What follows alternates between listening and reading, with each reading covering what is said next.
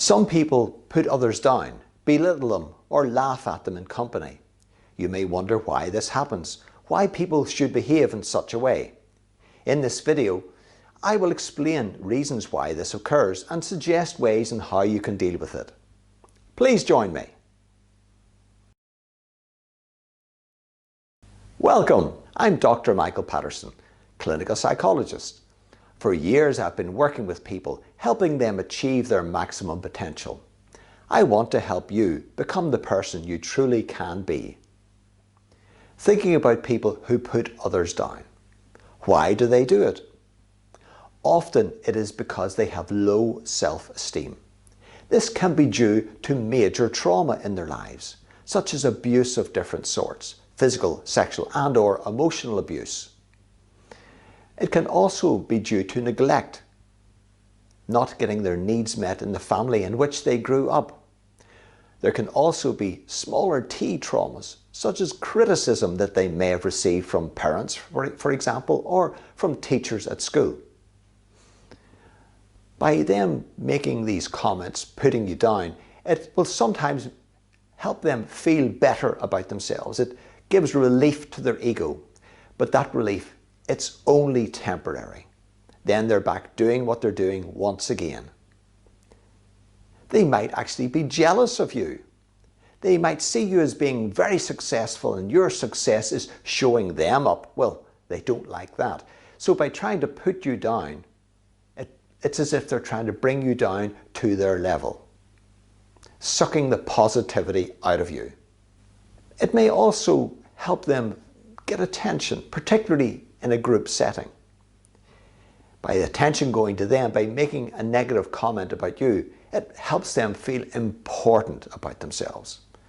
Imagine if they've grown up in an environment where they have been feeling unimportant. They might have a negative belief about themselves of, I don't matter, or I have little value.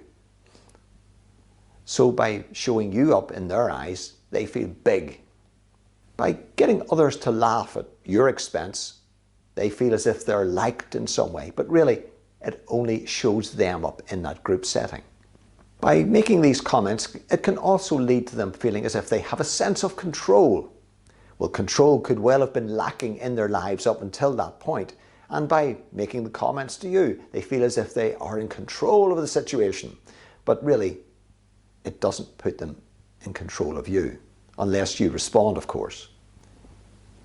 It could also be because they are narcissistic in some ways and malignant in their approach, a malignant narcissist. And by trying to put you down, it feels as if they're starting to manipulate you and control you in some way for their benefit. Often, people who put others down have negative emotions, and these arise from other situations in their lives. By trying to offload these on you, they are trying to displace their distress. It's their stuff, it's not yours. In some circumstances, people lack emotional intelligence or know what to do in certain situations. That is their feeling, it's not yours. So, what can you do about it? One of the things you can do, first of all, is remind yourself it is them that has the issue, not you. They are the ones with the problem. You can tell yourself this. That does help. Another thing you can do is visualize a force field around yourself. Or something like a bell jar, the type of thing that you might put over cheese. As the comments come, it hits the force field, bounces off it. Or hits the bell jar, ding, and bounces off as well. You can also evaluate the evidence against their comments. Do this internally. Think it through. It's the sort of thing that one would do doing cognitive behavior therapy. You can also laugh it off. You might say to the person, "Oh, you're so funny." And then that lets others see that it's not an issue for you. You might respectfully disagree. "Yes, that's an interesting comment, but I totally disagree." Or you might say to them, Thank you for that comment. I shall enjoy proving you wrong. Sometimes this happens. Put downs can come from people who are close to you, who do matter to you in your life. They may not have intended it to sound that way, so you could tell them how you feel. You may word it in such a way as, "You may not have intended to hurt me when you said that, but whenever you said X, I felt." So you're taking responsibility for your feelings. You're not putting them down in return. And in fact, whoever might put you down, don't get into fighting fire with fire. By you biting back at them, it can get into an argument and it shows you up as being just as bad as them. Sometimes people in our lives who we might have thought as friends are not really friends, and we need to consider, do we actually want this person in our lives?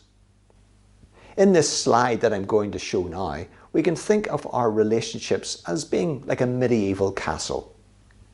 Where is the person in relation to us, and where should they be? Have a look at the slide. You will see in the center of the castle keep. That is where you are, and that's where those who should be close to you and are valued by you are. But consider people who are in your life and where they are in relation to you. Are they inside the inner wall, or between the inner wall and the outer wall? Are they on the drawbridge? Are they on the other side of the moat? Consider where the person is and where they should be. Is it somebody who is in close to you who keeps putting you down? Well, if it were me, I would be moving them out, maybe even dropping them into the moat. I hope that you now understand reasons why people might try to put you down and some ways that you can deal with it.